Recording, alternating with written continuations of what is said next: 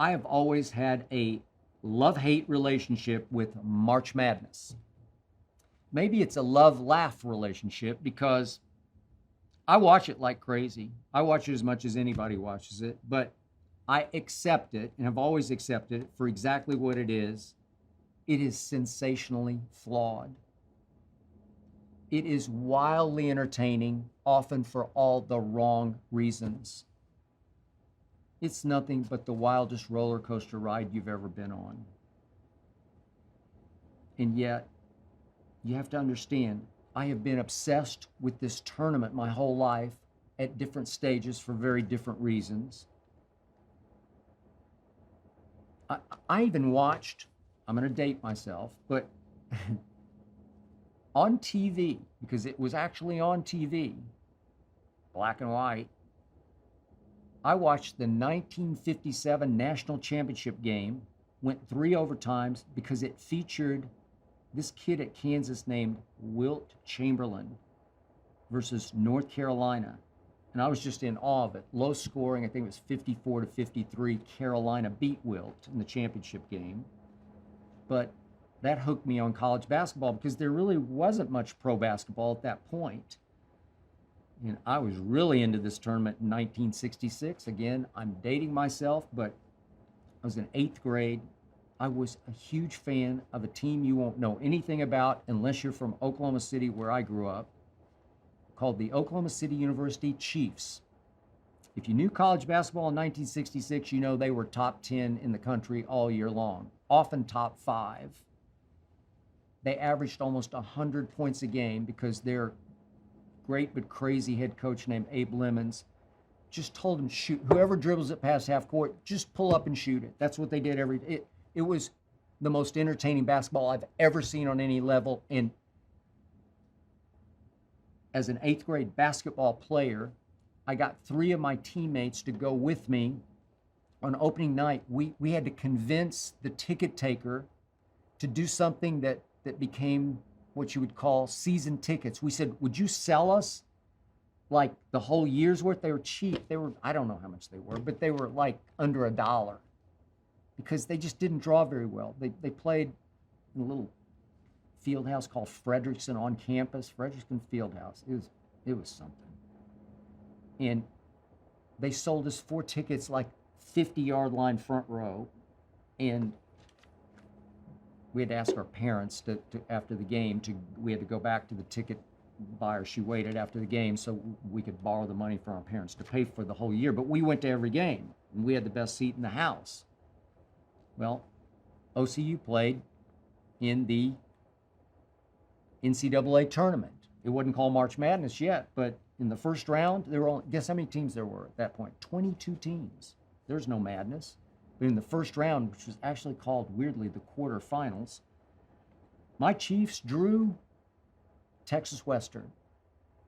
Texas Western destroyed my Oklahoma City University Chiefs because Texas Western was about to go on and beat Kentucky in the national finals and become the first college basketball team to start 5 black players and win it all.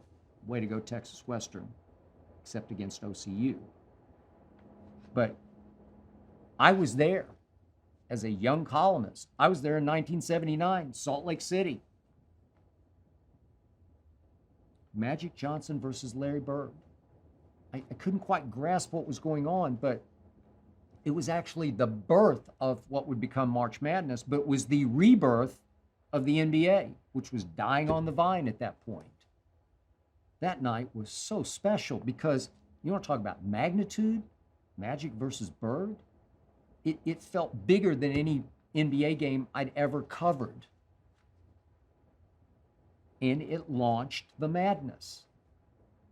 We've never had a Magic versus Bird since then. I guess you could call Jordan versus Ewing in the national final in '82. I was there in New Orleans.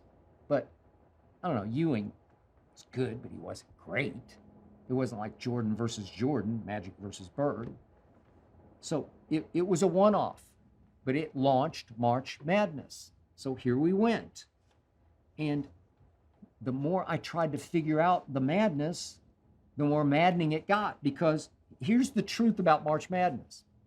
If you're going to take a bunch of kids And you're going to send them to first round games in all kinds of weird places. I covered games in Pullman, Washington, first round games. And this time you got Buffalo as a site. You got Greenville, South Carolina as a site. If you're going to put these kids in weird gyms with weird shooting backgrounds, with weird groups of referees, and you're going to tell them, oh, you only get 5 fouls, and the three-point line's, it's like not much more than a free throw. It's way short of the NBA line. If you're going to say you can shoot threes like they're free throws, and the games are going to come and go like that because it's just 2 20-minute halves, it almost feels like a running clock to me. They go so fast. Hour and a half, it feels like done. If you're going to do that, guess what you're going to have? Upset City, baby. That's what you're going to have. It's madness. 12s are going to beat 5s. It's just going to happen because it's going to be completely off the chart, off the chain, unpredictable. The whole idea of the tournament is pure madness. It couldn't be more aptly named. Buzzer beaters, they're going to fall from heaven like diamonds for the networks and their ratings. Why? Because kids now grow up watching March Madness, watching those before them make buzzer beaters like they're layups. Everybody makes buzzer beaters, and it's the classic self-fulfilling prophecy where you grow up as a player and you watch everybody, they're just making them right and left and right and left. Thursday and Friday, it's buzzer beater, buzzer beater. Well, kids grow up thinking, I'm just supposed to make a buzzer beater. And they find themselves in that situation and they will the ball in because they think it's supposed to go in. It always does because it always has. This has gone on for years of buzzer beaters. And just watch. You'll be watching. I'll be watching. It will happen. And what is happening as we speak? People everywhere are filling out brackets. Office pools. Dive into the pool. The water's warm. But wait a second. You know and I know who's going to win your office pool. It will be somebody who didn't watch a single minute of college basketball this year. Book it, bet on it. Somebody who knows nothing about college basketball will win your office pool. Why? Because they pick colors, or they pick mascots, or they pick who knows why. Maybe they pick Norfolk State or Montana State or Longwood. Maybe they pick Longwood because their mother's cousin's brother's sister's wife's aunt went to Longwood. There'll be some connection where they say, I know Longwood, I'm going to pick Longwood, and Longwood will somehow win with a buzzer beater in Buffalo. I don't know where Longwood is. But the point is, it's supremely madness to the point that the more you know, the worse you will do with your college basketball picks, with your March Madness. It will eat you alive if you actually study it or watch it or know college basketball. You know this, and I know this. So will I be? Yeah, I'll be watching. It's the OMG factor. I'll have friends call me. Oh my God, did you just see that? I saw it. Do you believe that? Yes, I do, because that's what they do every year. I love it, but I'm not surprised by it. I'm definitely not shocked by it. It's what March Madness is. And then we will all experience what I call the inverted pyramid of interest, because the interest is the highest on Thursday and Friday, opening rounds, because everybody's still alive in their bracket. And then most people's bracket will get busted. Opening weekend, it just happens. And then all the non-fans will start to drop out of watching the tournament because they don't care. They didn't really care in the beginning. They just cared about winning the office pool. If they're out, they're out. Top seeds will inevitably start to rise like cream to the top. And suddenly you'll have more hardcore fans, unless it's somebody in your office who's winning the pool, and then they'll keep watching without any knowledge of what's actually happening. So to me, in the end, it's how I view New Year's Eve. It's amateur night. If you're going to party, don't go party on New Year's Eve because it's amateur night. And this is beautifully amateur-ish. Have you ever flipped back and forth? I have, between a March Madness game and an NBA game. It's shocking to your eyes.